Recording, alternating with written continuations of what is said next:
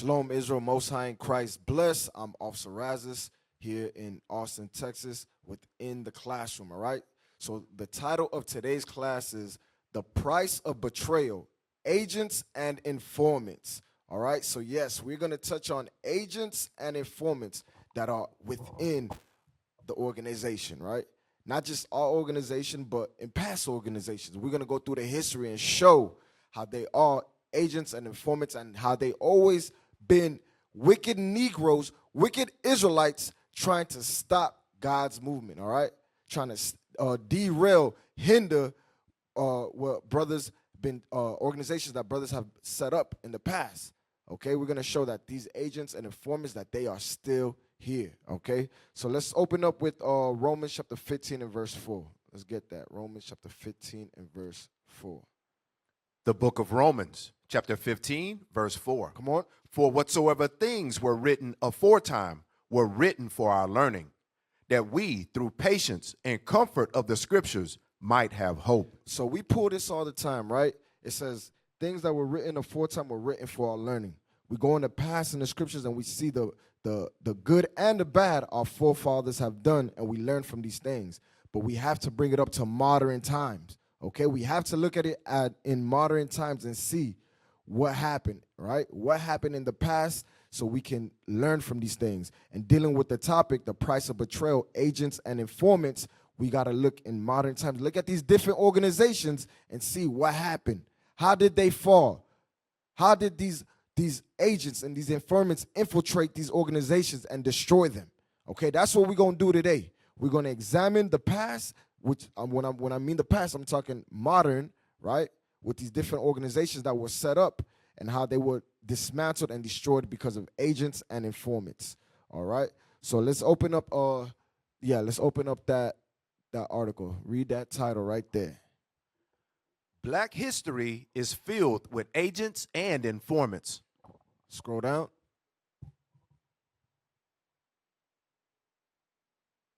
Read that right there. Start at in the black conscious community. In the black conscious community, we tend to pay a disproportionate amount of attention to the near success of our historical movements. What we fail to mention is likely the most critical aspect of those movements, how they came to their end. How they came to the end. So like the article says, we typically look at all the accolades and all the great things that these organizations did, but we fairly look at how they came to an end. All right, watch this. Read on. By understanding how past movements failed, we can learn lessons that prevent us from making the same mistakes all over again. And that goes into Romans 15 and 4 right there. By understanding how past movements failed, we can learn lessons that prevent us from making the same mistakes all over again. Okay, and that's what we're going to do. We're going to examine and see how these organizations felt, and it's always a common thread. A wicked, evil Negro. That's how they failed, because of a wicked, evil Negro, that whether he was offended, right, because of money, is many different reasons why a wicked Negro will rise up and turn against his own people. All right?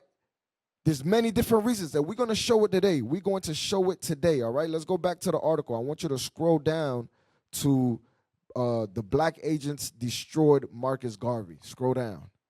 Right there. Yep, let's read that. You blow it up? Blow it up some? Now lower it a little bit. Lower it. There you go. Black agents destroyed Marcus Garvey. According to the FBI website, 3 African Americans by the name of Earl F. Titus, Arthur Lowell Brent, and Thomas Leon Jefferson were used to derail Marcus Garvey and his organization. Stop right there. So it said 3 African Americans, right? We're going to make them famous today. This is when it says things are written aforetime or written for our learning. We got to go back and see who are these men that rose up against their own people, man. So let's pull up the first one. Let's pull up Earl F. Titus. Pull his image up. Let's give him his 15 minutes of fame. Because we can't forget these men. We can't forget them, how they turned against their own people. How they helped destroy their own people, man. That's what they did. Pull that image up. Yep, let's read that. Put it on the screen. Earl F. Titus, after working as an Indianapolis police officer, joined the Bureau on January 9, 1922. His assignments included undercover work in the investigation of Marcus Garvey, a black nationalist who was convicted of mail fraud in 1923. Titus retired June 1924 at the age of 56. So Earl F. Titus helped destroy Marcus Garvey and his movement, okay?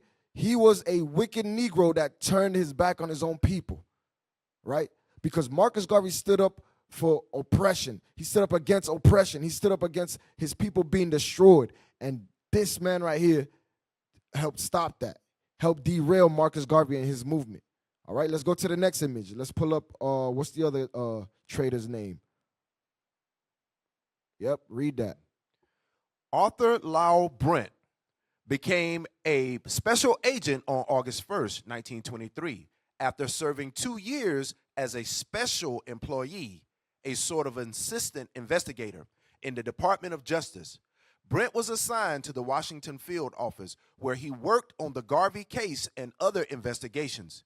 He left the Bureau in June 1924. So Arthur Brent as well helped destroy Marcus Garvey and his movement, okay?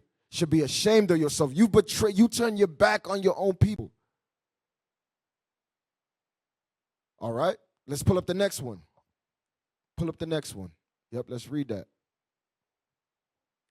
Thomas Leon Jefferson entered the FBI as an agent. One of the Bureau's earliest African-American special agents, Jefferson was an experienced investigator who had worked for a detective agency in Chicago from about 1904 to 1921. During his time with the FBI, he participated in many investigations, working on the Garvey case, car thefts, and prostitution/human trafficking matters. In November 1924, he was commended by then acting director Hoover for his work on a bankruptcy investigation. Jefferson retired in January 1930. So this guy right here, Jefferson, as well played a part in the destruction of Marcus Garvey and his movement, right? And I got to say this because it says that he helped with car thefts, prostitution, human trafficking. Though that's admirable. But we have an issue, right? When you go against your own people. So there's nothing wrong. I want to make sure I make this clear. There's nothing wrong with being a police officer, working for the government. Okay, you can read that. Let's get that real quick. Go to Acts 10:1. Again, we read that about Cornelius. He was a centurion. You could drop that, IT. All right? There's nothing wrong with working for law enforcement, but it's when you turn your back on your own people, that becomes the problem, right? Read that.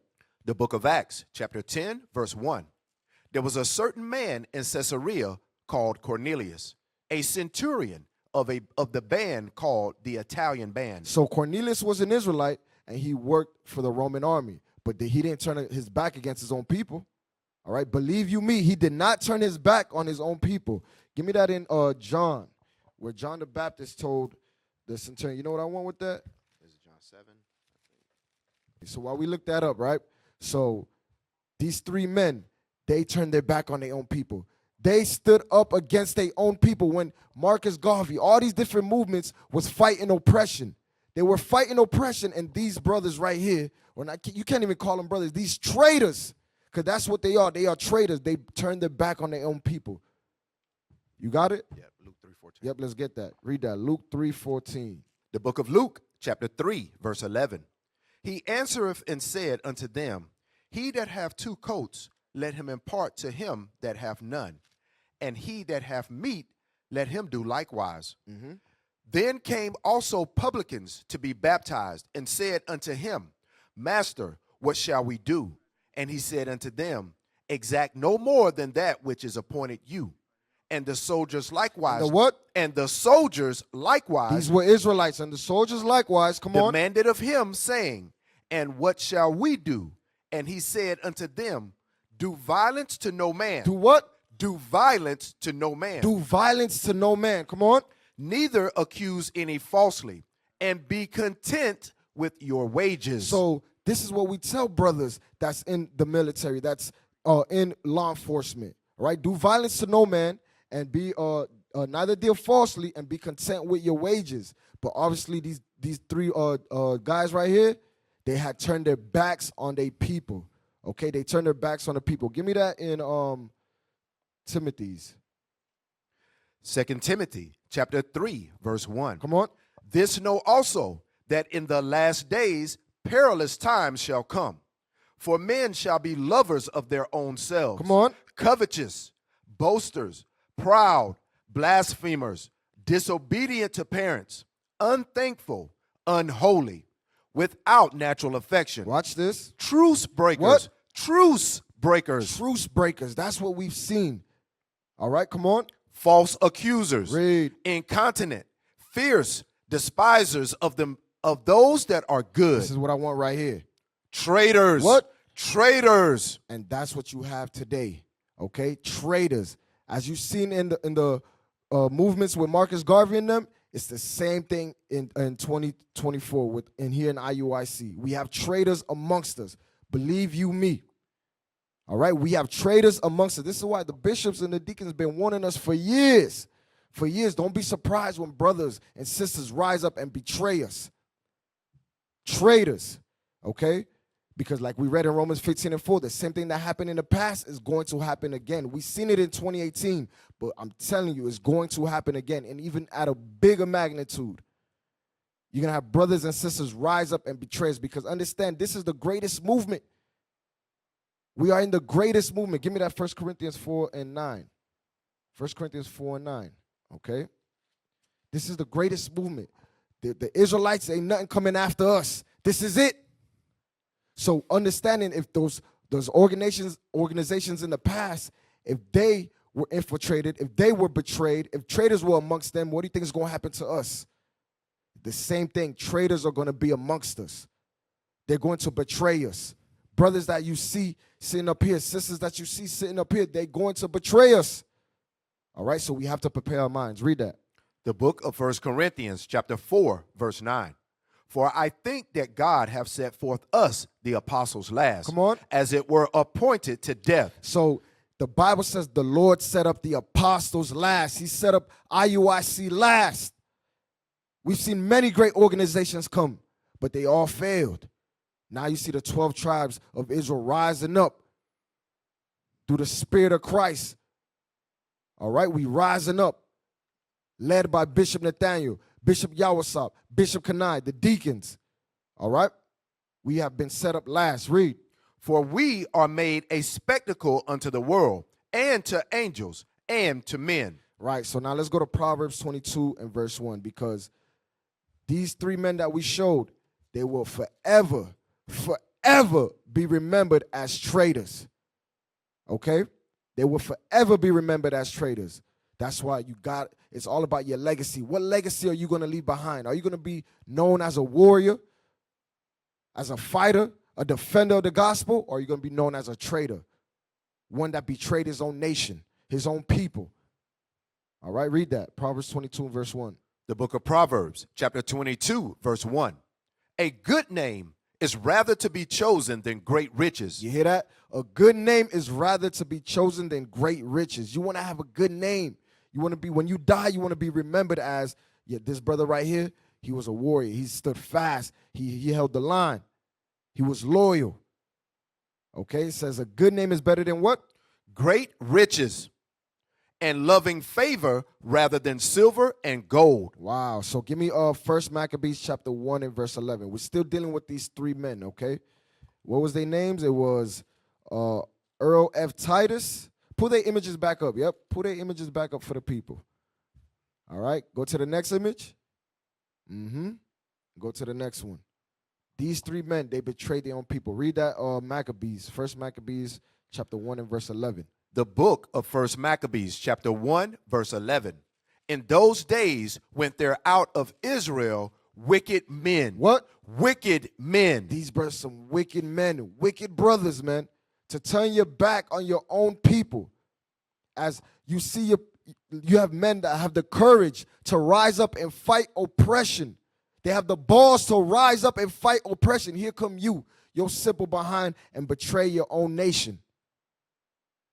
some evil stuff. And there's a judgment for that, man. Don't think you're gonna get away with it. There's a judgment for being a traitor. Read. Who persuaded many, saying, let us go and make a covenant with the heathen that are round about us. Let us do what? Make a covenant with the heathen that are round about us. And that's what these men did. They have made a covenant with the heathen. Read. For since we departed from them, we have had much sorrow. Give me Isaiah 28:15. This is what it means to make a covenant with the heathen. Isaiah 28, verse 15. Okay? The book of Isaiah, chapter 28, verse 15. Come on. Because ye have said, we have made a covenant with death and with hell. They have made a covenant with death and hell. Who is that? Your friendly neighborhood white man. They have made a covenant with death and hell. Read. Are we at agreement? Come on. When the overflowing scourge shall pass through, it shall not come unto us. For we have made lies our refuge, and under falsehood have we hid ourselves. And they truly believe that they're going to be saved, that they're going to be taken care of. Okay, not knowing that judgment is coming for them. Don't think, you think you're going to betray your own people. You're going to turn your back on your own people and nothing's going to happen to you, that the Lord is not going to come visit you. There's a great judgment for you, for those that turn their back on their own nation, for those that turn their back on their brethren. There's a judgment coming for you, all right? Give me Matthew 16:18. Matthew 16:18. All right? We're dealing with these false brothers. And as you can see in these different organizations, you had men came in and turned their back on their brothers as they seen men trying to build something, trying to organize the people, gather the people. You have wicked Negroes come in and destroy that. All right, read. The book of Matthew, chapter 16, verse 18. And I say also unto thee that thou art Peter, and upon this rock I will build my church, and the gates of hell shall not prevail against it. The Bible says the gates of hell shall not prevail against it. All right? The gates of hell is who? These so-called leaders, right? These brothers, these traitors, and your friendly neighborhood white man. They will not prevail against us. Okay? The gates of hell shall not prevail against us. Let's prove who the gates are. Because like I said, you have these prominent men that feign themselves as just men, as righteous men, but the whole time they were traitors. Give me that in Proverbs. I think it's Proverbs 31:23. Proverbs chapter 31, verse 23. Her husband is known in the gates. Come on. When he sitteth among the elders of the land. So that's who those gates are. The elders, right? The leaders. These men, they showed themselves as leaders. They was close to those that were high in leadership positions. And we're going to show in the article. It's always somebody close. It's never just the brother that just came in through the doors. No. It's always someone in a leadership position. Someone that's close, that infiltrates, and they switch, they flip. All right, so let's go back to the article. Let's go back to the article. And go back to the about Marcus Garvey. Yeah, let's read that again. Black agents destroyed Marcus Garvey. According to the FBI website, 3 African Americans by the name of Earl F. Titus, Arthur Lowell Brent, and Thomas Leon Jefferson were used to derail Marcus Garvey and his organization. In his book, Negro with a Hat, required reading for all members of the Pan-African Alliance, author Colin Grant details how black agents infiltrated Garvey's Black Star Line and sabotaged the ships. And did what? Sabotaged the ships. I'm telling you right now, that's a picture-in-picture, IT. I'm telling you right now, that's what's going to happen. Brothers are going to come in here. Sisters are going to come in here and try to sabotage what we are doing. Try to sabotage what the Lord is building through the spirit of the bishops and the deacons. All right? I'm telling you, we warning you. Like I said, the bishops and deacons have been warning us for years. Brothers and sisters are going to come in here and try to sabotage what we are building. All right, read on. These same agents would give valuable intelligence to J. Edgar Hoover. To who? To J. Edgar Hoover. To the devil himself. You had men giving valuable intelligence to J. Edgar Hoover. Come on. The same man who issued the infamous FBI directive, prevent the rise of a Messiah who could unify and electrify the militant black nationalist movement. Wow. Okay, so this is the man that they gave intelligence to. A man that hated black and Latino people, black and brown people. They're Israelites. You flipped on your brothers for another nation that hates your people, man. Unbelievable. So let's deal with that real quick. It said to prevent the rise of a black Messiah, right? That's what J. Edgar Hoover stood on. All right, give me that in Matthew chapter 2, verse 13. I'm going to tell you, it's the same spirit. It's nothing new. It's the same spirit on the earth again. Herod, Agrippa, Edom, they the same ones. It's the same spirit back on the earth again. All right, watch this. Matthew chapter 2 and verse 13. So actually start at Matthew chapter 2, verse 1. The book of Matthew, chapter 2, verse 1.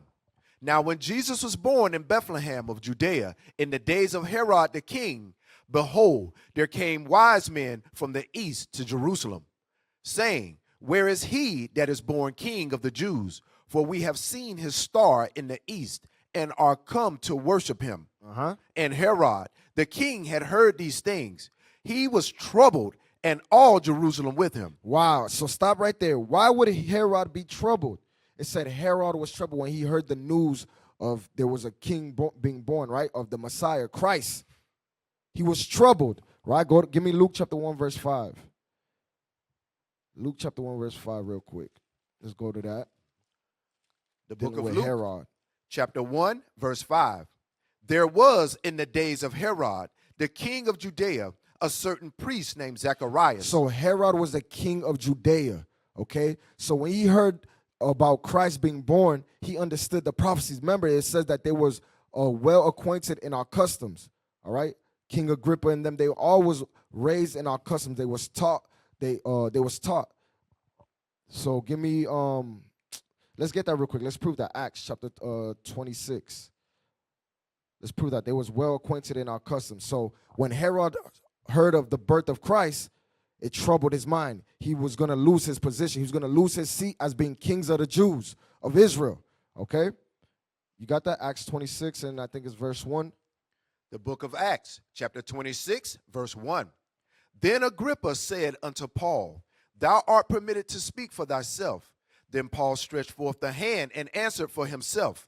I think myself happy, King Agrippa, Come on. because I shall answer for myself this day before thee, touching all the things whereof I am accused of the Jews, especially because I know thee to be expert in all customs and questions which are among the Jews. You hear that? It says, because I know thee to be an expert in all customs and questions which are among the Jews. So they was raised in our customs. They knew the scriptures. They knew Isaiah 53. They knew that a Messiah was supposed to come. So when they heard the news of Christ being born, it troubled Herod, all right? Let's go back. Let's go back to Matthew chapter 2. It troubled Herod because he understood, oh, snap. I mean, Christ being born, the Messiah, I'm going to lose my position. I'm going to lose my seat. Matthew chapter 2 and verse 13. And when they were departed, behold, the angel of the Lord appeared to Joseph in a dream, saying, arise and take the young child and his mother and flee into Egypt, and be thou there until I bring thee word. Come on. For Herod will seek the young child to destroy him. To do what? To destroy him. That's what J. Edgar Hoover said, prevent the rise of a Messiah. He wanted to destroy Christ. That's what Herod wanted to do. It's the same spirit. It's the same spirit. Read on. When he arose, he took the young child and his mother by night and departed into Egypt, and was there until the death of Herod, that it might be fulfilled, which was spoken of the Lord by the prophet, saying, out of Egypt have I called my son. Read on. Then Herod, when he saw that he was mocked of the wise men, was exceeding wroth, and sent forth and slew all the children that were in Bethlehem. What did Herod do? Slew all the children that were in Bethlehem. He slew all the children that was in Bethlehem. He did all of this to prevent the rise of a Messiah, the black Messiah. That's what Herod did. Read. And in all the coasts thereof, from 2 years old and under, according to the time which he had diligently inquired of the wise men. So I want you to pull up the article on childer mass. Pull that article up. Okay, so understand. Well, Herod, this is for all you brothers and sisters out there that's celebrating Christmas. This is where it goes back to. This is where it goes. Go pull up the article, IT. Yep, I want you to read that real quick. I'm gonna show you something. This what Herod did. It goes all the way back to your Christmas, your New Year's. So you celebrating all that. You celebrating the destruction, the slaughter of all the Jews, the children. That's what you celebrating.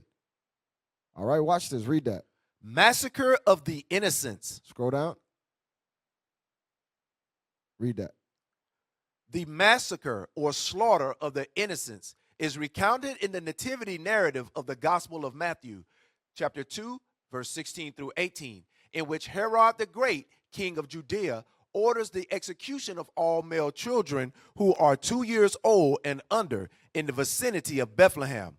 Some Christians venerate the holy innocents as the first Christian martyrs, but modern scholarship finds no evidence that it happened outside the passages in Matthew. Watch. Now read the second paragraph. I'm going to show you how this goes back to Christmas. Watch.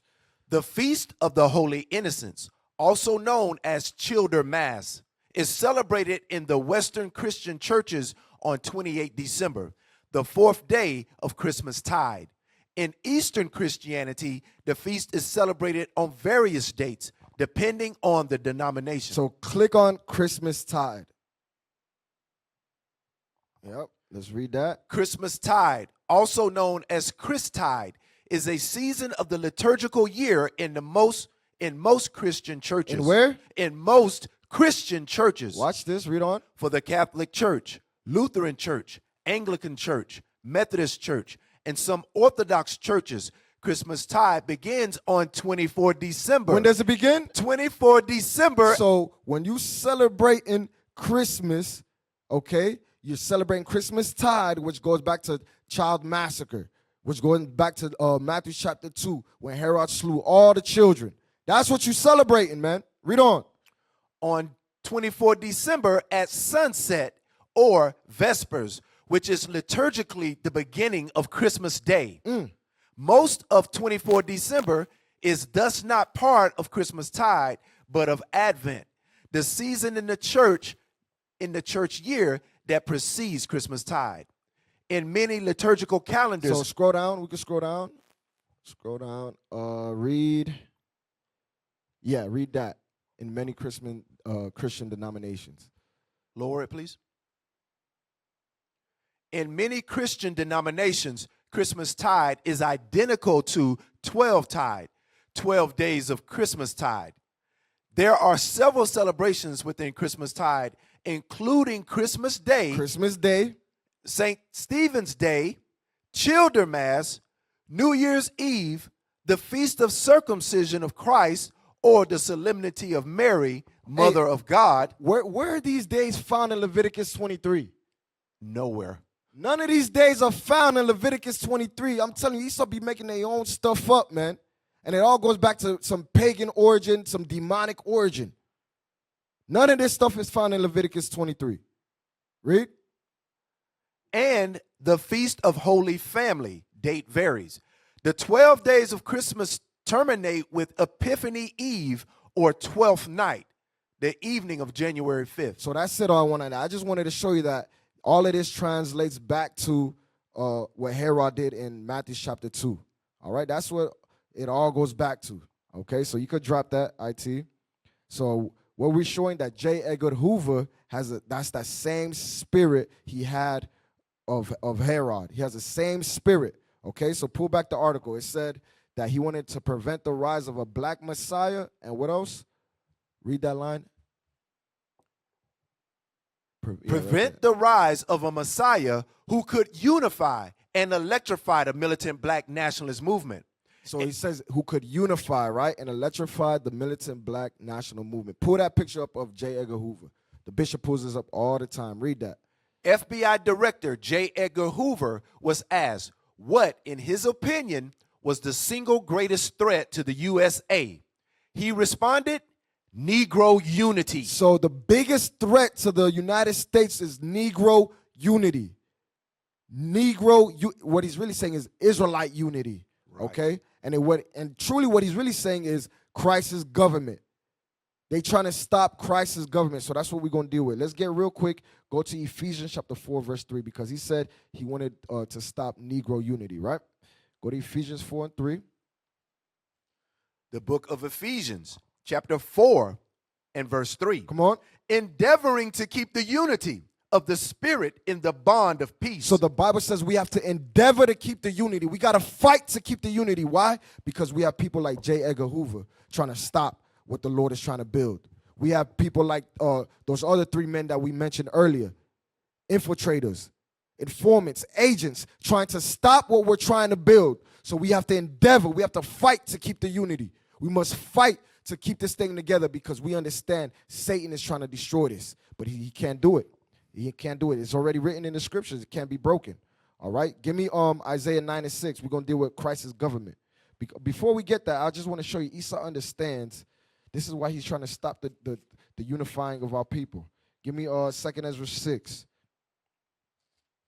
2 Ezra 6 and 8. Yep, because Esau understands. He understands that his time is coming to an end. So this is why they're trying to prevent the rise of a black Messiah. All right, read. The book of 2 Ezra, chapter 6, verse 8. Come on. And he said unto me, from Abraham unto Isaac, when Jacob and Esau were born of him, Jacob's hand held first the heel of Esau. Watch this. For Esau is the end of the world. Esau is the end of the world. He knows this. They scholars, they've studied the Bible. They understand the scriptures. Esau knows that. Esau is the end of the world. Come on. And Jacob is the beginning of it that followeth. So we got to stop black unity, Negro unity. We must put an end to Negro unity. That's what J. Edgar Hoover understood. That Esau is the end of the world. All right? So let's get that in Isaiah 9 and 6. This is what they're trying to prevent. The book of Isaiah, chapter 9 and verse 6. Come on. For unto us a child is born, unto us a son is given, and the government. And the what? The government. The what? The government Come on. shall be upon his shoulder, and his name shall be called Wonderful, Counselor, the Mighty God, the Everlasting Father, the Prince of Peace. So it says the government shall be upon his shoulders. It's referring to Christ, the black Messiah.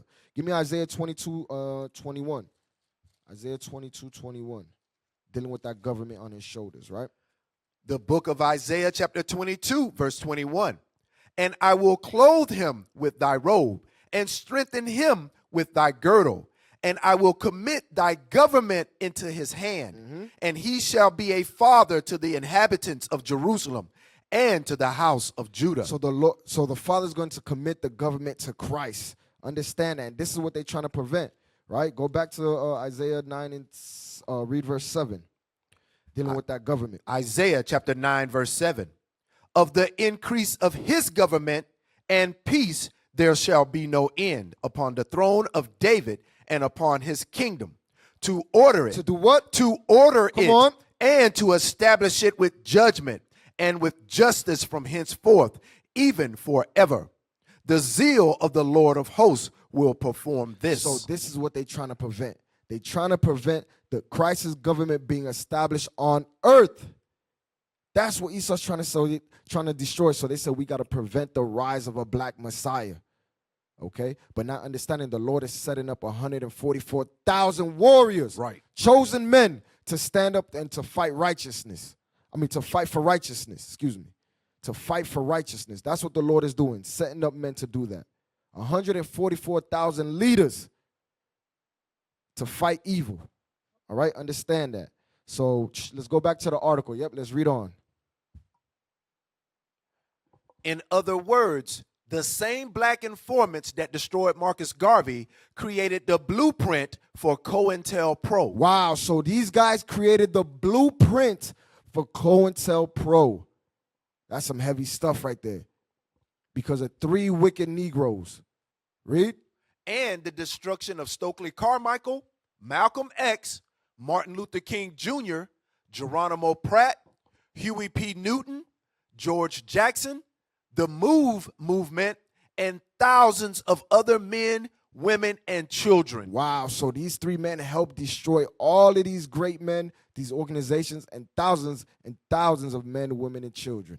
Understand, there's brothers and sisters still locked up behind these men because they helped take down these organizations. Brothers is in prison to this day. Ashada Shakur is still on the run.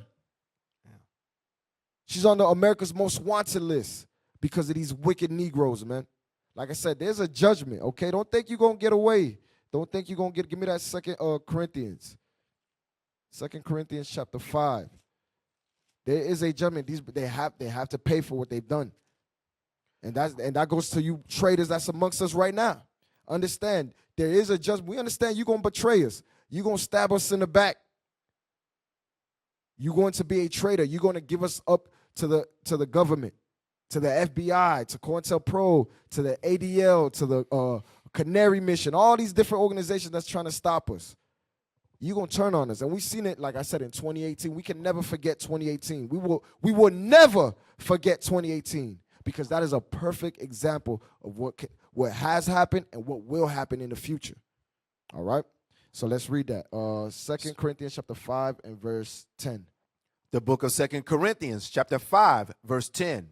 For we must all appear before the judgment seat of Christ, that every one may receive the things done in his body, according to that he have done, whether it be good or bad. So you're going to have to sit in that judgment seat. You're going to have to face that judgment, man. Whether it be good or bad, whatever you did in your body, you have to pay for that. You're going to have to pay for it. Understand that. All right? So pull up the revolutionaries. Pull up the revolutionaries. Because it said, it named a whole bunch of different of them, right? So we know these great men, right? We know these great men. So from left to right, top to bottom, you have Malcolm X, Martin Luther King, Fred Hampton, Huey P. Newton, Nat Turner, Marcus Garvey, and Kwame True, okay? All these men were taken down by a wicked traitor black Negro. Okay? All these great men, their movements, their organization was taken down by a traitor. Okay? So this is why Romans 15:4, we have to examine these men. We have to see where the errors that they made and make sure we don't make those same mistakes. All right? So you can pull that down, IT. Let's go back to the article. Scroll down. Go to using black informants as a strategy of white supremacy. Right there. Let's read that part, right? Slave owners. Using black informants as a strategy of white supremacy. Slave owners and whites more widely needed black informants to protect personal and communal interests as well as to preserve the institution of slavery. Information about the misdeeds of blacks was helpful to whites, but whites also benefited from the active efforts of blacks to police other blacks. You see that? So this is that's what you call a taskmaster. They set up taskmasters to get information, to infiltrate the other slaves and see what was going on. Some evil stuff, man. Give me that real quick, a gift destroyeth the heart. Give me that, a gift, because that's what they do. They set these taskmasters up and they really believe that they're doing something good. They really believe they're making a difference. Not knowing that they're being used by the master to oppress their own people. That's some evil stuff, man. The slave master is using you to oppress your own people. God damn, I'm telling you, that's some evil, wicked stuff. Read what you got. The book of Ecclesiastes, chapter 7, verse 7. Surely oppression maketh a wise man mad, and a gift destroyeth the heart. So oppression should make a wise man mad. You should see the condition, the state of your people, and it should ignite you to want to do something about it, right? To organize, to strategize, to come together, to plan so we could get freedom. But what happens? What's the second part say? And a gift destroyeth the heart. But a gift will destroy the heart. A gift will shatter all of that. A gift will hinder all of that stuff right there. Us trying to liberate our people. A gift will hinder that, man. This is some crazy stuff. Let's go back to the article.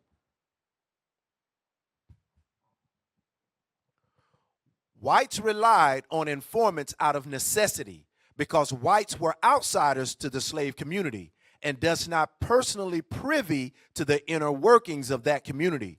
Detection and investigation of much slave misconduct would have been nearly impossible without information from slaves. So they had to use the other slaves to get information on what the slaves was doing, man. Read. If whites were unable to access such otherwise secreted information, their personal safety, communal safety, financial interests, and ultimately the institution of slavery would have been seriously threatened. Wow. Scroll down. Scroll down, scroll down. I want to get right there. Let's read that.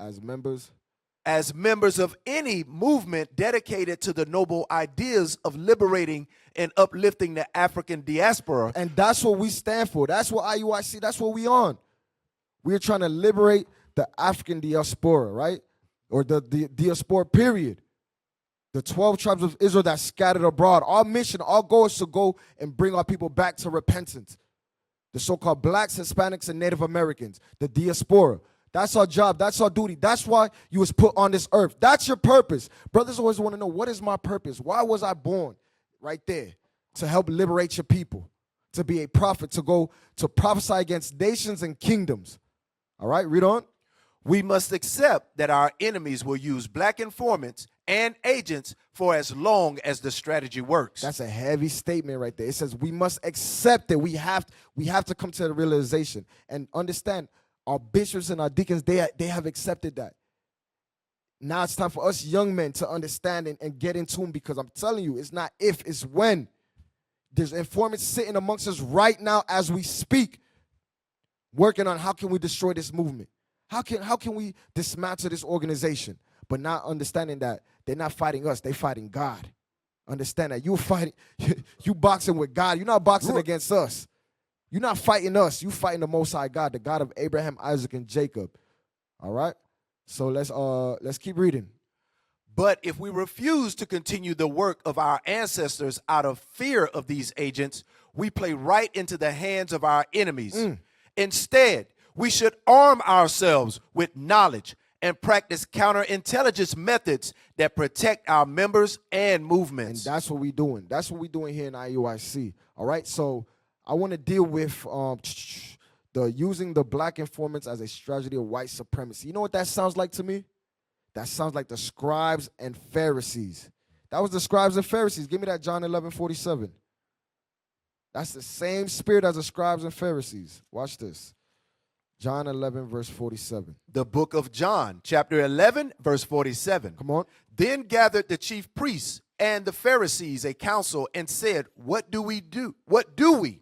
For this man doeth many miracles. If we let him thus alone, all men will believe on him. And the Romans, and the who? And the Romans come on. shall come and take away both our place and nation. That's that scribe and Pharisee spirit. All right? That's that same spirit. Okay? Rome was using them to oppress us. All right? To infiltrate. It's the same spirit. Okay? Give me that in Galatians chapter 2, verse 4. Galatians chapter 2 and verse 4. Watch this. The book of Galatians, chapter 2 and verse 4. Come on. And that because of false brethren. Because of what? False brethren. Because of false brethren. Wicked, evil Negroes. Read. Unawares brought in, who came in privily to spy out our liberty, which we have in Christ Jesus, that they might bring us into bondage. So it's the same thing today. We have brothers and sisters sitting amongst us, spying out our liberty, seeing, are these men really the men they say they are? Are they truly righteous men? And what they're going to find out, all they do is read the Bible. That's all these brothers do, read the Bible day in and day out, day in and day out. And this is why, brothers, we got to be circumspect. We're going to touch on it a little bit later about us being circumspect. We got to be mindful. We got to walk with integrity, because I'm telling you, these agents, these informants that are up here, they're looking for us to slip. They're looking for us to fall in the midst of sin so they can use that and hang that over us. This is why we got to be playing at another level, y'all. Brothers, I'm telling you, this is a warning. We got to be moving at another level, because these agents, they waiting for us to slip, and they could use anything against us and shame the ministry. So with that being said, since we know that, remember, like it said in the article, we know these things, we got to move accordingly. That's why it behooves me. You see brothers falling in the midst of fornication, falling in adultery, right? Lying, stealing, bearing false witness, having the spirit of covetousness, doing all type of manners of evil. That's why I'm like, yo, these brothers don't believe. These sisters don't believe. Because if you did, you would do whatever it takes to protect what we doing here, man. You'll do whatever it takes to protect this thing. Because you understand that the dragon is wroth. They're coming to destroy, they're going to come and try to destroy what we building. Okay? So give me that give me Luke chapter 20, dealing with those false brethren, right? Luke chapter 20. Yeah, 19. The book of Luke, chapter 20, verse 19. And the chief priests and the scribes the same hour sought to lay hands on him, and they feared the people, for they perceived that he had spoken this parable against them. Come on. And they watched him and sent forth spies. They did what? Sent forth spies. They sent forth spies. It's the same thing, y'all. We got to wake up. Understand, they're going to send forth spies amongst us. Right? Read. Which should feign themselves just men. And that's what you see. You're going to have brothers up in here, sisters up in here, feigning themselves as just men and women. Shalom, Most High, with I'm telling you, the sisters that bow to the flow, they forehead hit their knee. Watch that sister, man. Watch that sister, all right? Brothers that hit you, oh, Most High Christ bless, shalom, mighty officer, double honor. I'm telling you, bro, them flattery words, man. They feign themselves just men. Okay, read. That they might take hold of his words, that so they might deliver him unto the power and authority of the governor. Who is that? Rome, to deliver him to Rome. The same thing, we seen it in 2018. Brothers try to deliver us to the white man. I'm telling you, it's crazy, man. You once amongst, this one thing is, you with us, right? Mm-hmm. And you leave, all right? Bow out gracefully. If you're going to leave, bow out gracefully. But you leave here and you go to the white man. I don't care what offense, I don't care what evil you claim we did to you. The fact that you go to the white man and try to stop what we're trying to build, bruh, that's a different type of low. At least you're going to leave here, bow out gracefully, man. But don't leave here and you go to the white man, to the man that you know that he's the devil. You know through history what he's done to us. Rape, robbed, murdered, pillaged, destroyed, killed, conquered. And you're going to turn to that man? I'm telling you, there's a great judgment for traitors. Understand that, all right? So let's go back to the article. Yep, identifying a black informant. Let's read that. Identifying a black informant. One of the most detestable black informants in modern history was Darthard Perry, a.k.a. Ed Riggs. This shitbag was what? This shitbag. This what? This shitbag. That's what you are. When you are a traitor, you are a shitbag, man. Damn shitbag. Read. Was responsible for monitoring, infiltrating, and destroying black movements. Wow. So that was his whole job, was to monitor, infiltrate, and destroy black movement. This one wicked Negro. That's what his job was. All right, give me that real quick. I forgot to pull this, man. First Maccabees 11:21. First Maccabees 11:20. This is for the shitbags, traitors. The book of First Maccabees, chapter 11 and verse 21. Come on. Then certain ungodly persons who hated their own people. That did what? Hated their own people. They hated their own people. That's what we see. When you see somebody that will betray your own nation, your own kindred, your brethren, you hate your own people, man. Read it again. Then certain ungodly persons. What? Ungodly persons. That's what you ungodly. The spirit of Christ is not in you. Because a lot of these brothers that leave up out here and those that betrayed us will say that they still in the truth. I'm still in the truth even though I turned my back on my nation. Like I said, if you're going to leave out here, leave out of here, but bow gracefully, man. Leave quietly. But when the moment you turn your back and you go to the oppressor, you go to the conquistador, you go to Esau, Edom, Idumea, and give information. Give detail of everything. Oh, the school is like this, and it's the entrance is this way, and they got here's the ranking structure, the bishop, the deacon, the captains. Bruh, it's a special judgment for you. Read that verse again. You ungodly. There's no way you can say you in the truth when you betrayed your own people. No way. It's impossible. Read. 1 Maccabees chapter 11, verse 21. Then certain ungodly persons who hated their own people went unto the king and told him that Jonathan besieged the tower.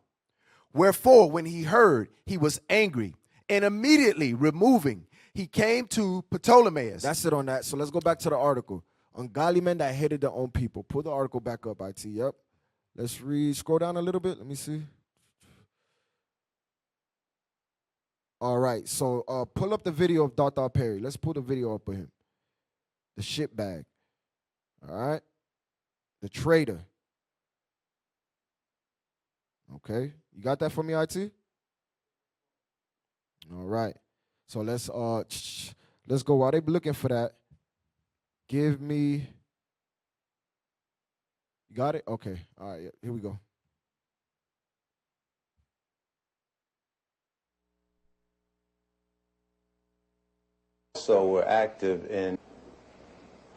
You also were active in the infiltration of many cultural groups. Before we go into that step by step, how much research and study did the FBI engage in of black culture in the late 60s? A great amount. Give me an idea. From the thing is, I can. They have a file on every type of magazine that blacks read. They have a file on the music. Music, dance, theater. Pause it. Bruh, give me that scripture. The heart of them is deep. I think it's Malachi or Micah chapter 2, verse 1. He says they got a file on everything from the magazines that we read to the music, the theater, what we watch. Esau documents everything. They examine every aspect of our life to see how can we destroy this nation. Right? Watch this. I'm telling you, bro. And you're gonna turn your back on your nation and side with this man? Shame on you. Micah chapter 2, verse 1. The book of Micah, chapter 2, verse 1. Woe to them that devise iniquity and work evil upon their beds. That's what this man does. He works evil upon his bed. Come on. When the morning is light, they practice it because it is in the power of their hand. When they practice it and it's the power of their hand. Esau has ways, traps. He sets up traps, all type of things to keep us oppressed. Understand that. He said they got information on everything. Pull up the picture, IT, with the board. That board of the diagram, how Esau got your picture. And that's one thing we got to understand as leaders, man. Esau got all of our files. If you're in a leadership position, understand Esau has you on file. Okay? They have, yep, pull that up, IT. They have all information on us, man. They know where we live. They know where we work. They know everything. They got everything. They just waiting to pull the plug. This is what I'm telling you, brothers. You can't be fearful, brothers. We can't be fearful. Sisters, you too. We can't be fearful. Understand, Esau has documentation, everything on us. A file on every single one of us. They know who's who, who's over what camp, who's doing what, who's in this position, that position. They know. They know. This is why I say you got to be mindful, brothers. You got to be circumspect. Okay? All right, let's go back to the video. Go back to the video. You also were active in the infiltration of many cultural groups. Before we go into that step by step, how much research and study did the FBI engage in of black culture in the late 60s? A great amount. Give me an idea. From the thing is, I can. They have a file on every type of magazine that blacks read. They have a file on the music, dance, theater, actors, comedians, you name it, man. And they would actually study these Oh, different... yes. Oh, yes, definitely. What would they do with music? To understand the people, you have to understand the culture. To infiltrate, you have to understand. You had a lot of so-called white liberals that were infiltrating the so-called black groups. Pause it. He said to infiltrate, you have to understand the culture. You have to understand the mindset of the people. Okay, get that in Judith. Get that in Judith chapter 5. Read. Yes, sir. 5 and 20. Yes, sir. The book of Judith, chapter 5, verse 20. Now, therefore, my Lord and Governor, if there be any error in this people, any error in this people, and they sin against their God, let us consider that this shall be their ruin, and let us go up, and we shall overcome them. So they understood if there's any error in us, they will overcome us. If there's any sin in us, they will over. How would they know that? They had to examine us. They had to study us. Right? Read on. But if there be no iniquity in their nation, let my Lord now pass by, lest their Lord defend them, and their God be for them, and we become a reproach before all the world. Give me Psalm 64. Like I said, that's why they had to set up traps. They have to keep us in sin. They have to keep us oppressed. All right? Psalm 64, verse 1. The book of Psalms, chapter 64, verse 1. Hear my voice, O God, in my prayer. Preserve my life from fear of the enemy. Hide me from the secret counsel of the wicked. That's what they do. They have secret counsels on how to destroy us, how to infiltrate these different organizations. Right? Read. From the insurrection of the workers of iniquity. Read on. Who whet their tongue like a sword and bend their bows to shoot their arrows, even bitter words. Read. That they may shoot in secret at the perfect. That's what they do. They shoot at us in secret. Okay, they have all these different traps, all these different things set up to keep us oppressed, to keep us in the midst of sin. Right, read? Suddenly do they shoot at him and fear not. They hold themselves not guilty. They don't care. They keep oppressing us, keep killing us. They've been killing us for over thousands of years, hundreds of years. They've been oppressing us, killing us. All right? From the time of the Greeks all the way until now, Esau has been oppressing us, man. Read. They encourage themselves in an evil matter. They commune of laying snares privily. They say, who shall see them? They search out iniquities. They search out iniquities. They come up with these think tanks on how can we destroy the black man? How can we destroy the Hispanic man? How can we destroy the Native American man, the Israelite man? How can we destroy him? Read. They accomplish a diligent search, both the inward thought of every one of them and the heart is deep. This man's mind is deep. This man's mind is deep, man. He'll go to any lengths to oppress us, any lengths to destroy us. Right? Read. Play on. Using the information that they had gathered from the studies of blacks. You mean just to understand the behavior pattern of our people? Oh, yeah. I can, Will Heaton could name out some jams of Miles Davis that I hadn't even heard of. He could name off some books that I hadn't even read pertaining to black culture. Do you ever see agents actually studying the music of... Yes. I've seen them going over even video portion of cultural events. The understanding, like when, you have an organization like Leroy Jones' Black House. You remember that? Okay, Leroy Jones's place, which was done on the thing of tribalism. That's where I first heard the word Kintu, Mantu, Huntu, Hentu. These words of the African continuum. I learned that from an agent. He ran it down to me. They make in-depth studies of the personalities of the people they're dealing with. Pause. That's some heavy stuff. So what they do, they learn our lingo. They learn how we talk. Hey, shalom, Most High Christ bless. They're going to learn all these little nuances and sayings that we do up here to feign themselves as just men. Okay, give me that image, IT, with the FBI dude holding up the shirt. Because I'm telling you, we got Dr. Perry sitting up here right now. Yep. That's what it is. Look, Dr. Perry in the back. Yep. That's what it is. I'm telling you, brothers, sisters, don't be naive. They're already in here. They're sitting up amongst us. Understand, if we claim to be the Israelites, we claim to be the chosen people of God, you think that Esau going to just sit back and let that slide? No. If they destroyed Malcolm X, Martin Luther King, the Black Panthers, the MOVE movement, all these different organizations, you don't think they're going to come for us? You don't think they see what we're doing? How God's army is being established on this earth? The fear that Esau has right now. Give me that Wisdom of Solomon 5:1. Wisdom of Solomon 5:1. I'm telling you, man, Esau knows what's about to go down. This is why they're going to set informants, agents to destroy, to hinder the building of Christ's kingdom.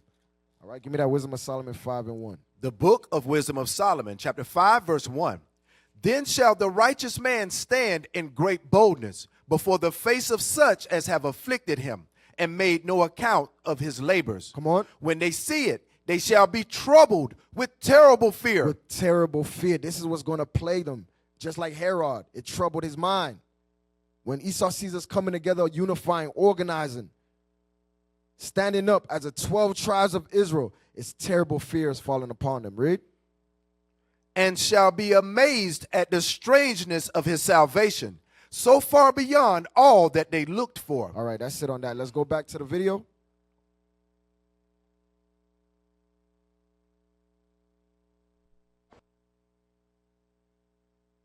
Yeah, right there. The people they're dealing with, too. Culturally. It always helps. It's a thing of, you can take their culture and use it against them. Would you say to American citizens that this situation of surveillance and infiltration continues to this day? Oh, yes. On the dimension that you experienced? Probably much larger by now. Pause. Larger. So he said probably much larger than now. During his time, right? That was in the, 60s and 70s? Yes, sir. 73, I think. Yep, 73. It's 2024. You know that technology. Bruh, I'm telling you. Yep, the phone. That's why they think they could trace everything you be searching up. I'm telling you, brothers, we got to be mindful. Esau's going to come. When they come, they're going to come fast and furious, like Donald Trump said. They're going to come fast and furious. They just building their case right now. This is why we got to stay blameless. All right, we can't do nothing to put a stain on the gospel. All right, play on. Oh, yeah. Let me put it to you like this. Each year, everything gradually escalated up more and more. So I figured when I left, it didn't stop escalating. As they say, one monkey does not stop anybody's show. What would you say to citizens who sit and listen to what you've said and have a sense of frustration and helplessness? There are some agents, the old line agents, that disagree with the tactics that were used during the so-called COINTEL period. But one thing I don't want us to jump off of is that people always they're talking about COINTEL now so heavily. I'm not talking about COINTEL, I'm talking about a thing called BD, which was better known as Black Death. The Black Death was set up for a simple thing of infiltrating black organizations and black groups, whatever. Where was this Black Desk, or were there a number of them? There were a number of Black Desks, but the head Black Desk was in Washington, D.C., controlled by Sullivan. And Was he black? No. Mm-hmm. And what was the function of the Black Desks all over the country? I guess there were dozens. The function of the Black Desk was to monitor activity, social unrest, revolutionary groups, cultural groups. Pause. So there's something called the Black Death, and their job is to watch revolutionary groups. Like I said, IUIC, we the biggest revolutionary group on earth right now as we speak. People are waking up by the thousands. People are repenting every single day. Somebody's repenting. Right. Somebody's joining IUIC. All praise to the Most High in Christ. Understand that. So you think this man is going to sit back and let it go down like that? Watch this. Give me Revelations 12 and start at verse 15. 12 and 15. Yes. The book of Revelations, chapter 12, verse 15. Start at verse 14. Verse 14. And to the woman were given 2 wings of a great eagle. Right, that woman's referring to Israel, right? You read that in Jeremiah, what is that, 6 and 2? Read. That she might fly into the wilderness, into her place where she is nourished for a time and times and a half time. Right, that's talking about America. That eagle, going back into Deuteronomy 28 and 49, that eagle, we was given to America. Okay, we was given to America. Right, and it said we was nourished. We're nourished here in America. We are so nourished. That's why we can't even see that we are oppressed. We can't even see that we are oppressed, right? Read. From the face of the serpent. And the serpent cast out of his mouth water as a flood after the woman. Right, that water going into doctrines, right? Philosophies, cast out a flood. Read. That he might cause her to be carried away of the flood. That he might cause her to be carried away. This is why we see brothers and sisters leaving out left and right. Brothers will leave, sisters will leave because they've been carried away by the flood. They've been carried away by that flood. Read. And the earth helped the woman. And the earth helped the woman. That's referring to the Bible. The earth helped the woman. Read. And the earth opened her mouth and swallowed up the flood which the dragon cast out of his mouth. And the earth is also referring to us, the teachers, the leaders, those that go out there and teach. We're swallowing up the flood. All the lies. We coming out of the Bible and just casting down all imaginations with the Bible. Read. And the dragon was wroth with the woman. This is the part I wanted. Come on. And went to make war with the remnant of her seed. And the dragon was wroth with the woman. The white man was wroth with the children of Israel and meant to make war. Went to make war. Read. With the remnant of her seed, which keep the commandments of God and have the testimony of Jesus Christ. So they're not going to make war with Pookie and Ray Ray on the block. They're going to make war with those that keep the commandments and the faith in Christ. Understand that. Okay? So we could drop the video, y'all. Let's go back to the article.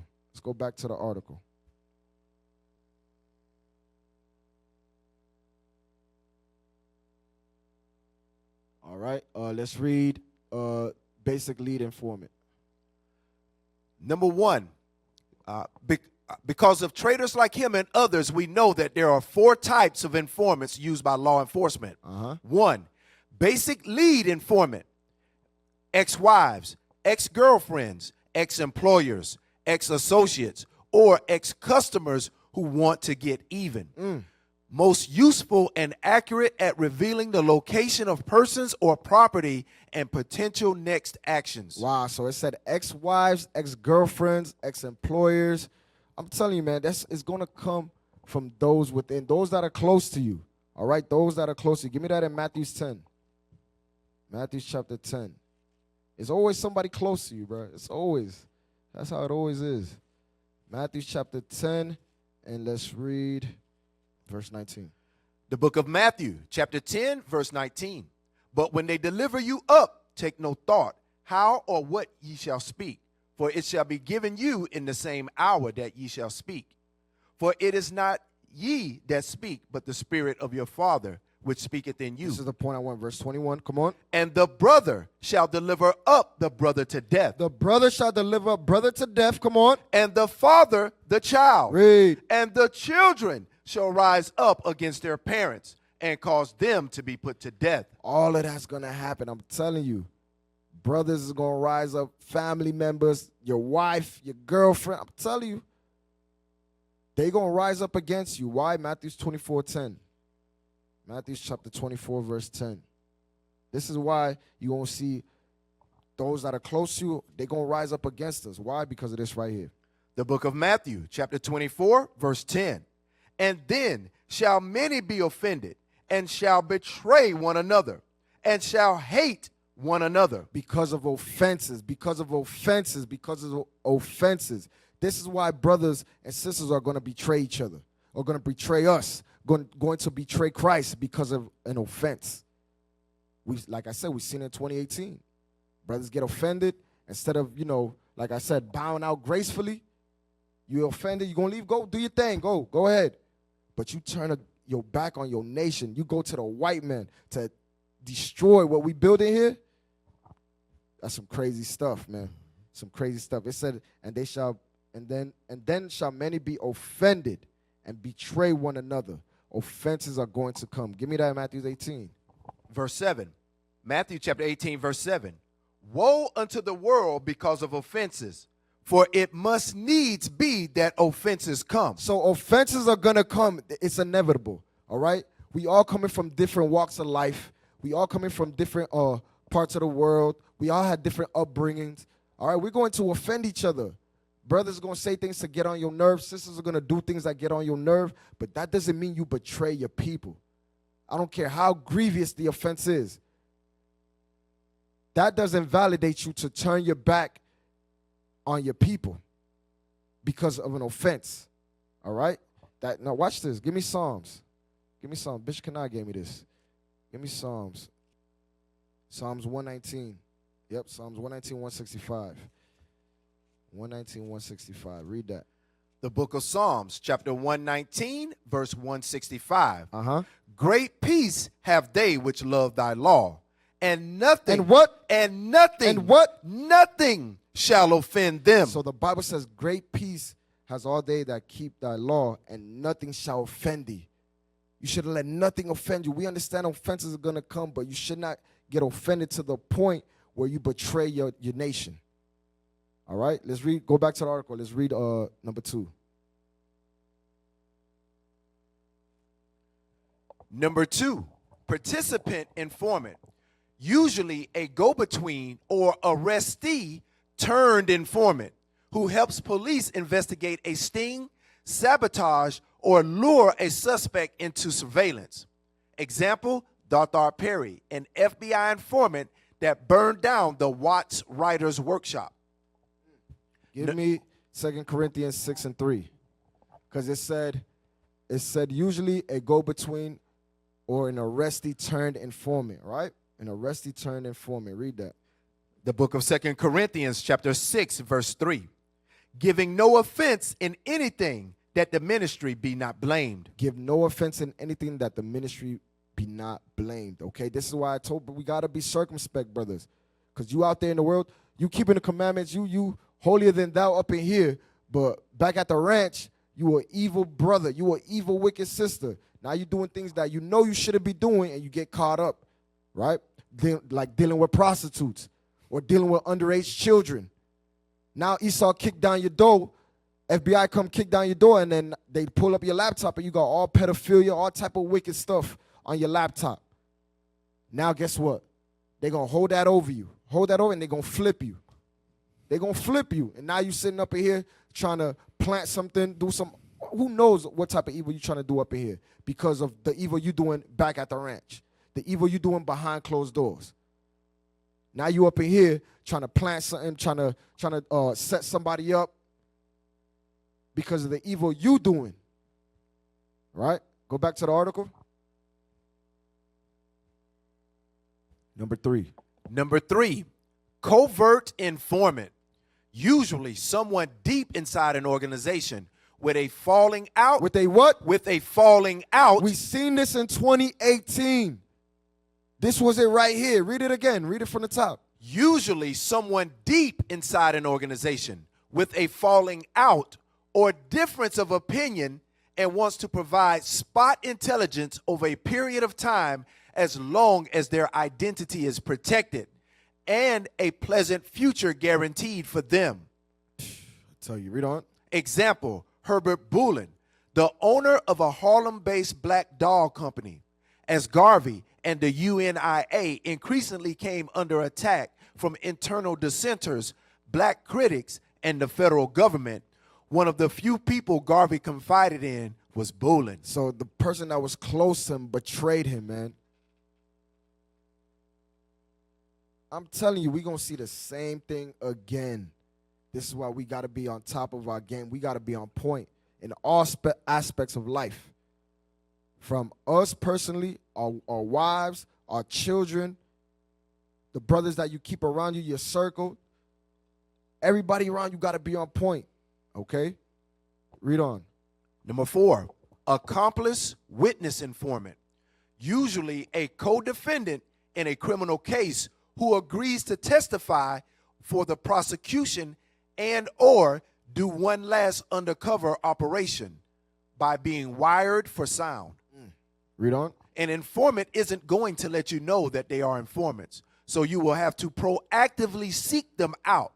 This means maintaining a constant posture of paranoia and vigilance. Wow. So give me that real quick. Ephesians 5:15.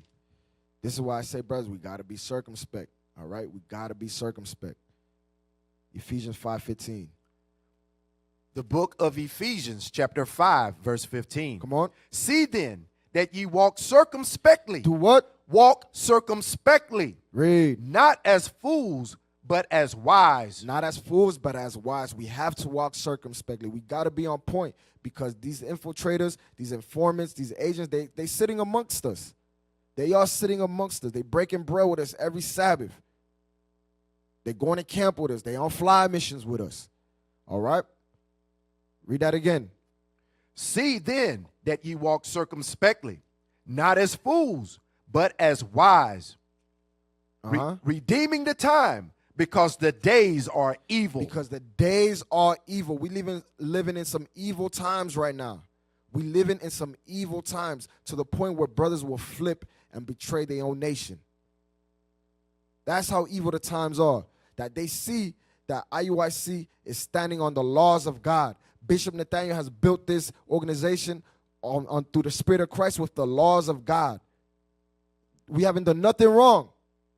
But you will sit here and try to destroy this. Try to destroy thousands of brothers and sisters and children's lives because of some evil that you did or an offense that you have. Now you want to destroy this organization. Understanding, like I said, you fighting against God. There's nothing you could take. You could take the bishops out. You could take the deacons out. You could take the captains out, the officers out. There's going to be another man that rises up in that position as a leader and keep pushing this truth forward. This is why we love IUIC. This is why we done with the black Christian church. We're not trying to hear your rhetoric. We're not trying to hear that hooping and hollering. We're done with that because we are being built to be leaders here in IUIC.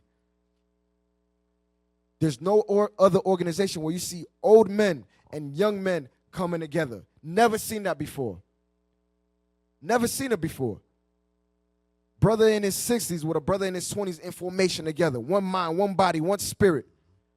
Blacks and Latinos in line, in order. One mind, one body, one spirit. Never happened before. Never seen it. This is why we know this is a spiritual thing, what's going on. This is why you can't stop this. You cannot stop this. All right? Go scroll down in the article. Pull back the article.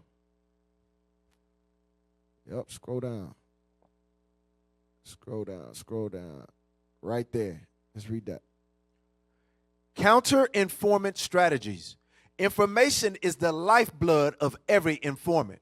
Therefore, you must come to see the information that you create as both vulnerabilities and as a weapon that you can use to expose informants. Scroll down.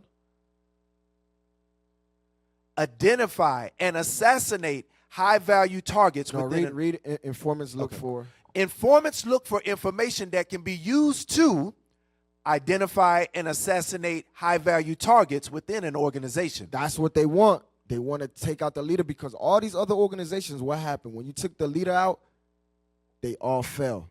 They all fell. Once the leader was taken out, they all fell. But like I said, this organization right here is spiritual. This is a spiritual organization. We building up 144. Give me that real quick. Revelation, what is that? Revelation 7, right? Yes, sir. 144,000. Read that. The book of Revelation. Verse 3. The book of Revelation, chapter 7 and verse 3, saying, hurt not the earth, neither the sea, nor the trees, till we have sealed the servants of our God in their foreheads. Come on. And I heard the number of them which were sealed. And there was sealed 144,000 of all the tribes of the children of Israel. So there's 144,000 leaders that are being sealed as we speak right now. So you take one of us out, guess what? Somebody's going to fill his place. You take that leader out, another one's going to fill his place. That's what the bishops and deacons are building.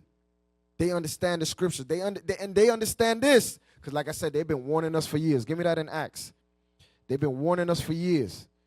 That's why you can't be surprised. I'm not surprised. I'm not shocked. Oh, this brother, he done left. This brother done bugged out. This sister done bugged out. This brother's betrayed us. I'm not shocked because the bishops and deacons have been training us. They've been building us up in the scriptures for years, letting us know, brothers, sisters, this is going to happen. Don't be surprised. Right? Give me that in Acts chapter, 20? Start at verse 28. The book of Acts, chapter 20 and verse 28. Take heed, therefore, unto yourselves and to all the flock, over the which the Holy Ghost have made you overseers, to feed the church of God, which he hath purchased with his own blood. Read on. For I know this, that after my departing shall grievous wolves enter in among you, not sparing the flock. Also of your own selves. Of your what? Of your own selves. Of your own selves shall what happen? Shall men arise, speaking perverse things, to draw away disciples after them. Read. Therefore, watch and remember, by the space of 3 years, I cease not to warn every one night and day with tears. So just like Paul warned the churches for over 3 years, same thing here. The bishops and the deacons have been warning us for years, year after year, letting us know there's going to be brothers coming in here trying to pull brothers away, pull sisters away. That's going to betray us. That's going to turn us over to these organizations like the ADL, Canary Mission. All right? What are some other names of these other organizations? You have the ADL, Canary ADL, Mission. Young Lords. No. The white man's. Canary Mission, Uh-huh. ADL, SPLC. That's the one right there, the Yep. SPLC. I can't forget them, the SPLC. All right, brothers went to them, went on camera and spoke with them, told them that we a hate group, we a cult, we this and we that. You will forever be remembered as a traitor. That's your legacy. Yep. That's your legacy, man, bro. Just get a Glock, put one in the back of my head, bro. That is your children will go back and look, damn, my father was a traitor. Bruh. Oh man, that thing hit different. Your wife will see, like, yo, my husband was a traitor. Judas. Yep. Oh, we're gonna deal with Judas. Let's go back to the article. Create psychological profiles of members and leaders within organizations to identify their strengths and weaknesses. Evaluate the financial stability of members of an organization to determine who can be bought. That's why, brothers, that covetous spirit. Be mindful of that covetous spirit, because that's a doorway of a traitor. Brothers, I got that covetous spirit. That's you leaving that space open where Esau can use that. They could play upon that. All right, read. Evaluate the criminal liability of members of a movement. Right, the criminal liability. That's why we're telling you, brothers, don't be involved in things you're not supposed to be in, because they will use that and flip you. Read. To determine who can be threatened with incarceration. And this is why we can't be scared of imprisonment, because they're gonna make laws. They're gonna find that we clean, that they can't hold nothing against us. So they're going to make laws. They're going to set up laws to put us in prison. Right? Read. Exploit weaknesses in systems used to keep the organization active. Uh-huh. Derail or hijack operations. All right, scroll down. Trying to get through this real quick. Let's read that. Scroll up a little bit. Right there. These activities can include creating a system of background checks. Wait. Let's read a little bit. These weaknesses can always... I'll bring it down a little bit. Yeah. These weaknesses can always be protected, but as a leader or member, you can take steps to shore up your vulnerabilities. Uh-huh. These steps are known as counterintelligence. This is what we got to practice, counterintelligence. All right? Read. Counterintelligence includes all the activities undertaken to limit the ability of competitors, antagonists, and infiltrators to gather actionable information about your company, organization, or movement.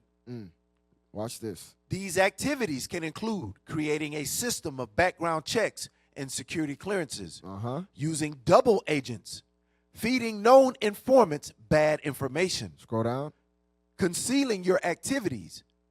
The public does need to know the who, what, when, where, and why of closed-door meetings or operations. That's a big one right there. Concealing your activities.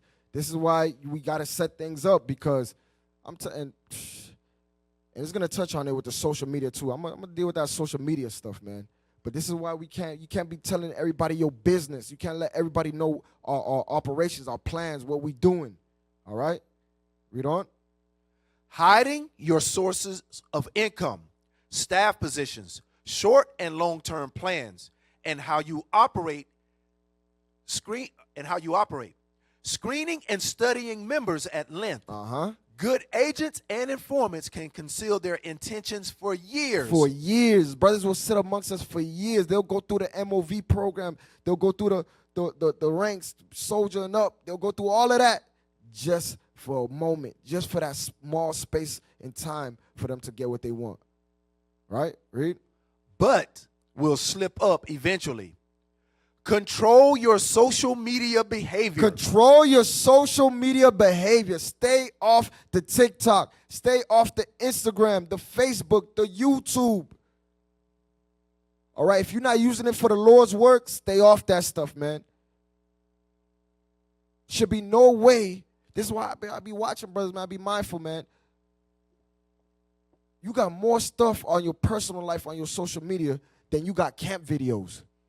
I know more about your personal life, what you're doing, the day-to-day of your life, than you got of you teaching on the street. I'm telling you, those are signs of I'm telling you, man, of an agent, man. You got all this stuff on social media, but we can't find no content of you teaching. You scared to put on the purple.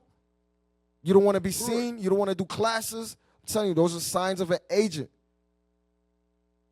Because in the world, you showed your loyalty how? You brought the jersey, right? You brought the sports jersey, the fitted cap. You went to the games. You did all of that. But now you come into the truth. Now you don't want. I don't want nothing to do with the purple. You playing this vague line, this gray area. All right, control your social media. Give me that real quick. I gotta get it. Sirach. I'm telling you, bro. If you watch somebody's social media, you could tell everything about them. You can tell everything about them when it comes to their social media. All right? So give me that Sirach 8 and 19. Sirach 8 and 19. The book of Sirach, chapter 8 and verse 18. Chapter 8, verse 18. Do no secret thing before a stranger. That's what we was just reading about. Do no secret thing. Don't do things, especially concerning the operations amongst strangers. Right? Read. For thou knowest not what he will bring forth. Because I'm telling you, they will flip. They will flip. We don't know what he's going to bring forth. You doing things, you opening information to strangers and to new brothers that's coming in. Next thing you know, all our information is online. You got leadership's address online, so on and so forth. How the hell? Because you opening secret things to strangers, right? Read. Open not, for thou knowest not what he will bring forth. Watch this. Open not thine heart to every man. Open not thine heart to every man. Don't open your mind to every man. Come on. Lest he requite thee with a shrewd turn. Read it again. Open not thine heart to every man, lest he requite thee with a shrewd turn. And that's what you do with that social media. You open up your mind to every man. Everybody knows everything about you. Do your social media. That's why Esau keeping tabs on you. They know everything, bro. Esau knows you better than you know yourself. Because that's not your mind. You programmed. You programmed. Esau got you doing exactly what he wants you to do. If you're not out there teaching, risking your life, hazarding your life for this gospel, Esau got you right where he wants you. All right, read on. No, read on the article, the last one. Control your social media. Read that one more time. Control your social media behavior. That includes the information that you leak. These platforms are not needed to organize grassroots movements and are infamous for their invasions of privacy. Read on. Monitoring and restricting access to where information is stored. Publicly available options like Google Drive, Dropbox, or Box are typically ill-advised. Right. Okay. So we're gonna drop this. We're gonna deal with the biggest traitor in history, Judas Iscariot. All right. We're gonna deal with that, Judas Iscariot. Let's put.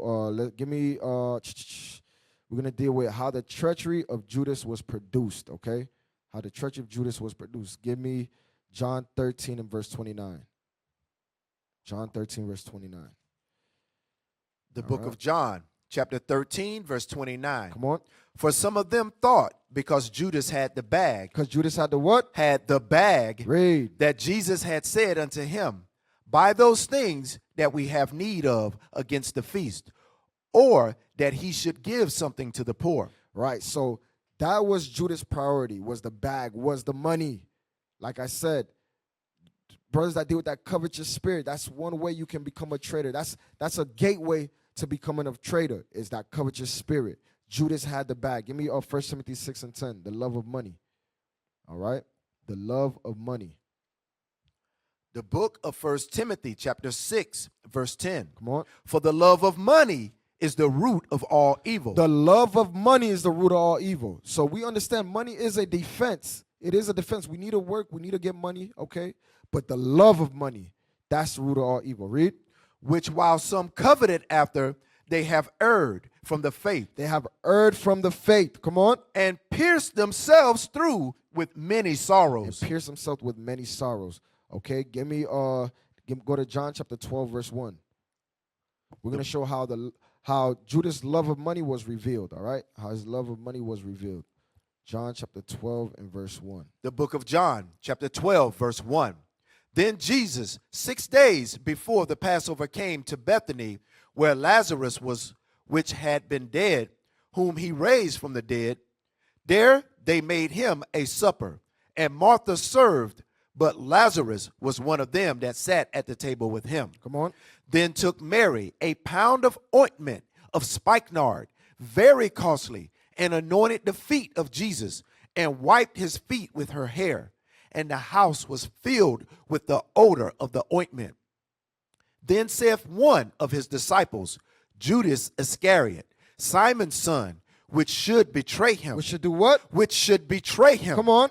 Why was not this ointment sold for 300 pence and given to the poor? So Judas Iscariot said, why wasn't this ointment sold to the poor, right? Watch this, read. This he said, not that he had care for the poor. He didn't care for the poor. That was a smokescreen. Judas did not care for the poor. Watch this, read. But because he was a thief and had the bag. And had the what? And had the bag. Read. And bare what was put therein. And he wanted what was in it, okay? So that's how his love of money was revealed. He didn't care for the poor. He did not care for the poor, all right? So we're going to deal with the propensity of Judas' life, okay? Going to his tendencies, all right? Give me John chapter 13 and verse 18. The book of John, chapter 13 and verse 18. So the scriptures revealed his tendencies, all right, for his betrayal. The scriptures revealed Judas' tendencies for betrayal. Watch this. I speak not of you all. I know whom I have chosen, but that the scripture may be fulfilled. He that eateth bread with me have lifted up his heel against me. You hear that? He that eateth bread with me have lifted up his heel against me. That's what Judas did. He lifted up his heel against Christ. Okay? Read on. Now I tell you before it come, that when it is come to pass, ye may believe that I am verse he. 21. Verse 21. When Jesus had thus said, he was troubled in spirit and testified and said, Verily, verily, I say unto you, that one of you shall betray me. That one of you shall betray me. Give me, let's go to Psalms 41 and verse 9. Psalms 41 and verse 9. All right, we're dealing with Judas. We're examining Judas, which was the biggest traitor of all, through all history. So all those men that we showed earlier, their spirit, that's that Judas spirit. That Judas spirit was in them, okay? The book of Psalms, chapter 41, verse 9. Yea, mine own familiar friend, in whom I trusted, which did eat of my bread, Uh-huh. have lifted up his heel against me. Wow, so that's what happened. Read that again. That's some heavy stuff right there. Read that again. Yea, mine own familiar friend, in whom I trusted, which did eat of my bread, have lifted up his heel against me. Right, and that's what we've seen. We've seen the same thing in the past. And like I said, it's going to happen again. We just got to build ourselves up and be ready for it, all right? Give me Psalms 55 and verse 12. We're going to run through these quick. The book of Psalms, chapter 55 and verse 12. For it was not an enemy that reproached me. Then I could have borne it. Uh-huh. Neither was it he that hated me that did magnify himself against me. Then I would have hid myself from him. Read. But it was thou, a man, mine equal, my guide, and mine acquaintance. Wow, watch this. Read. We took sweet counsel together and walked unto the house of God in company. Read. Let death seize upon them, and let them go down quick into hell. For wickedness is in their dwellings and among them. So it was somebody, it said, a man, mine equal, my God, mine acquaintance. It's always somebody that's going to be close to you, that's going to betray you. Like I said, it's never that brother that just walked in the door or that sister that just walked in the door. It's somebody that's close to you. Your equal, your acquaintance, your guide, right? Drop that. Let's go to, we're going to deal with how Christ revealed the tendencies for his betrayal, all right? Christ revealed it. He understood that Judas was going to betray him. Go to John 6:64. John 6:64. Christ already knew. The book of John, chapter 6 and verse 64. But there are some of you that believe not. For Jesus knew from the beginning who they were that believed not. Read it again. But there are some of you that believe not. For Jesus knew from the beginning who they were that believed not. Uh-huh. And who should betray him. And who should do what? And who should betray him. So our leadership is rolling in the same spirit. The bishops, the deacons, they already know who's with us and who's not with us. They just giving you time to repent. They giving you time to get it right. Okay, leadership, they just sit back and watch and see, is this brother really with us? Is this sister really with us? Look at their actions. Their actions say otherwise. They give good lip service. They speak a big game. They got a big mouth. Flattering words, gifts, titles. But their actions say something different. I'm telling you, we're dealing with spiritual men. We're dealing with spiritual men, all right? Jump down to verse 70. Verse 70. Jesus answered them, have not I chose you 12?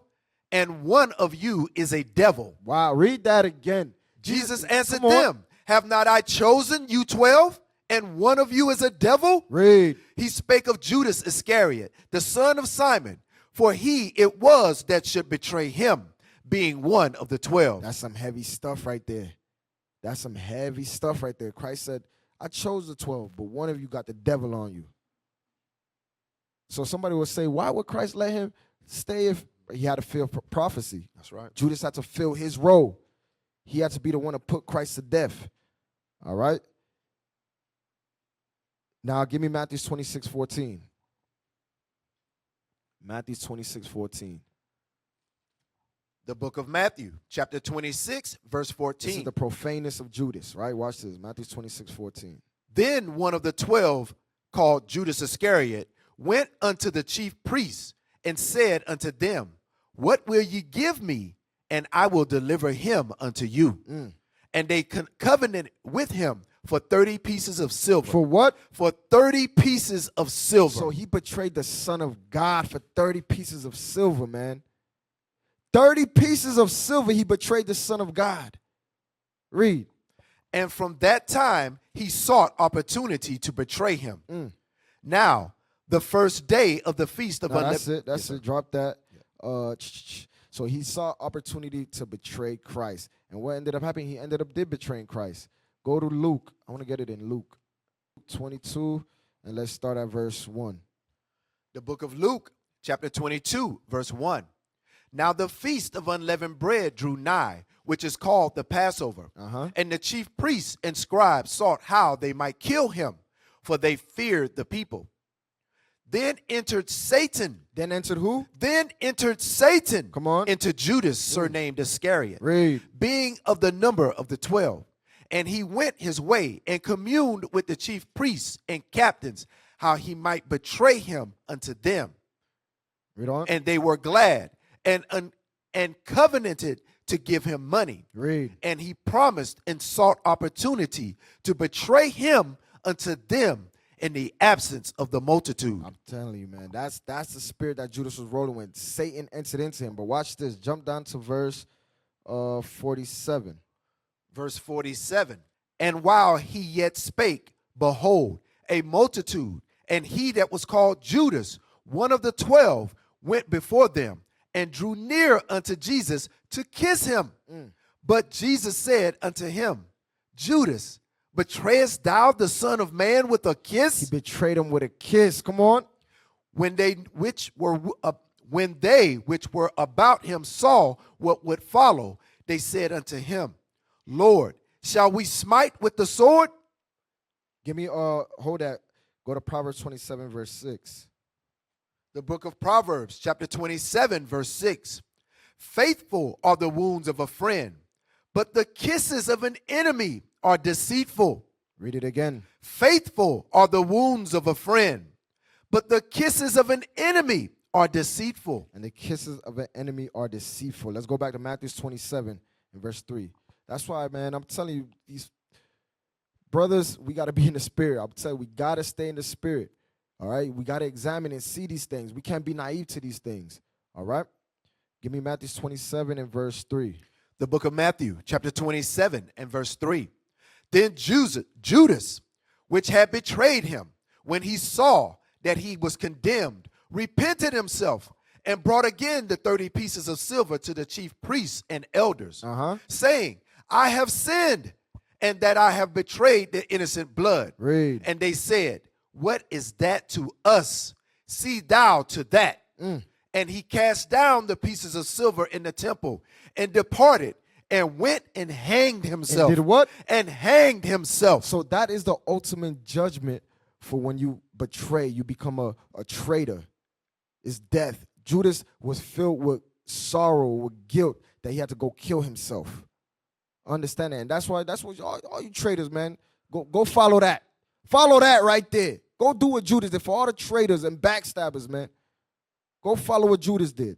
All right? What you got, IT? Yeah, play that real quick. Party leaders Mark Clark and Fred Hampton were killed in the raid.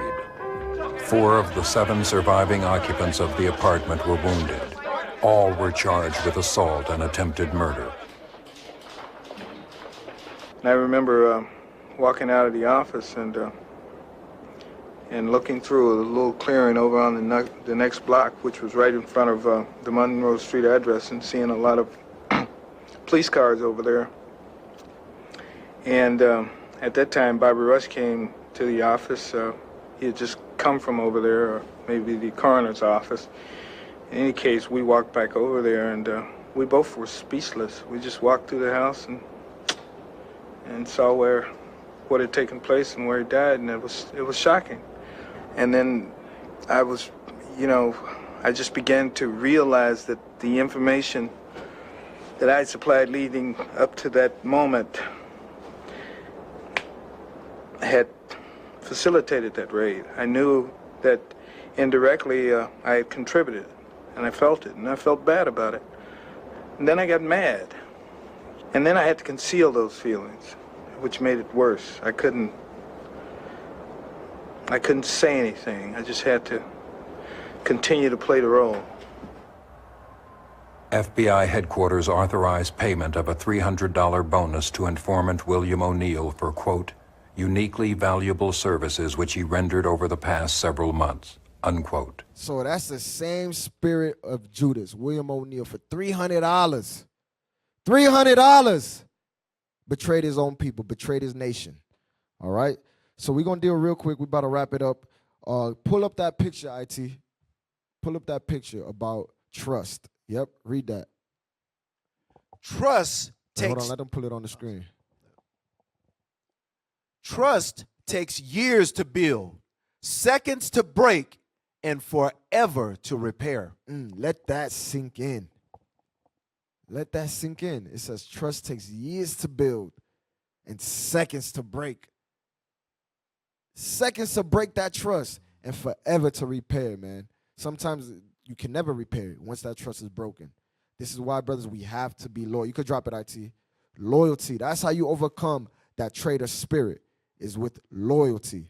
All right? Watch this. Give me 1 John. 1 John chapter 4 and verse 20. Yep. The book of 1 John, chapter 4, verse 20. If a man say, I love God, and hateth his brother, he is a liar. For he that loveth not his brother, whom ye have seen, how can he love God, whom he hath not seen? Right, so let's switch out the word love with loyalty. Yes, sir. 1 John chapter 4, verse 20. If a man say, I am loyal to God, and disloyal to his brother, he is a liar. For he that is disloyal to his brother, how can he be loyal to God whom he hath not seen? There you go. You all right, officer. You all right. There you go. If you disloyal to your brother, how can you say you loyal to God? How can you say you have the love of God in you if you disloyal to your brother? There's no way you can be loyal to God if you're not loyal to the men on earth. Right. You have to be loyal to the men on earth to show your loyalty to the Father. All right? Give me the Proverbs 17:17. The book of Proverbs, chapter 17, verse 17. A friend loveth at all times, and a brother is born for adversity. A brother is born for adversity. Understand that. That's what it's all about. That brotherhood, that unity. Okay, go give me that in 2 Peter's 2:17. All right, like I said, it's all about loyalty, brothers. We have to be loyal to one another. That's how you're gonna overcome that traitor spirit, that betrayal spirit. But if you're not loyal to the men to your left, to your right, there's no way you can say you're loyal to the Father. It's impossible. You have to show, it's by actions. You have to show that. You have to show that you are loyal to the men that the Lord set up. Then the Lord will show you favor. Then the Lord can deal with you. Right? Read. 1 Peter chapter 2, verse 17. Honor all men. Love the brotherhood. Do what? Love the brotherhood. Read. Fear God. Honor the king. We must love the brotherhood. We must love the brotherhood. Prefer one another. Esteem one another. Okay? But for some brothers, for Negroes, that's hard to do. It's hard to esteem brothers better than yourself. It's hard to love the brotherhood. Okay? Give me real quick. Go to, I wanted to pull this in 1 Chronicles. 1 Chronicles 12, because understand this. Watch this. I want to show you something. 1 Chronicles 12:17. The book of 1 Chronicles chapter 12, verse 17. Read. And David went out to meet them and answered and said unto them, If ye be come peaceably unto me to help me, mine heart shall be knit unto you. But if ye be come to betray me to mine enemies, seeing there is no wrong in mine hands, the God of our fathers look thereon and rebuke it. And that's our message to all you traitors, to all you informants that are up in here. That God rebuke it. Whatever you're trying to do, whatever device, whatever craftiness, whatever secret counsel that you got against us, God rebuke it. Okay? That is our message. That's what we stand on. That's what we pray for, that the Lord is going to rebuke that thing. Read it one more time. And David went out to meet them and answered and said unto them, If ye be come peaceably unto me to help me, mine heart shall be knit unto you. But if ye be come to betray me to mine enemies, seeing there is no wrong in my hands. There's no wrong in our hands, all right? There's no wrong. We're not saying we perfect, but we're saying we standing on God's laws, and we try our damn best to stand on God's laws, right? Read. The God of our fathers look thereon and rebuke it. And rebuke it, all right? So that's been the class, Israel. I'm Officer Razes. The title of the class was The Price of Betrayal, Agents, and Informants, all right? With that, I say shalom.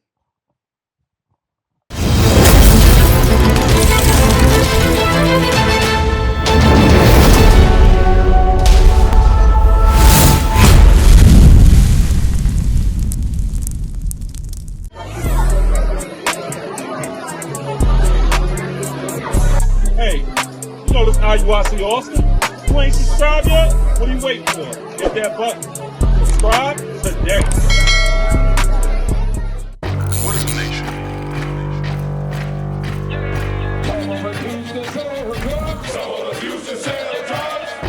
Nation is men leading by example.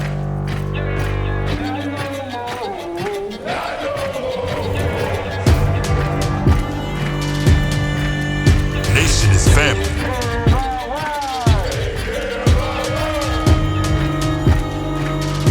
Nation is community. Nation is children with role models.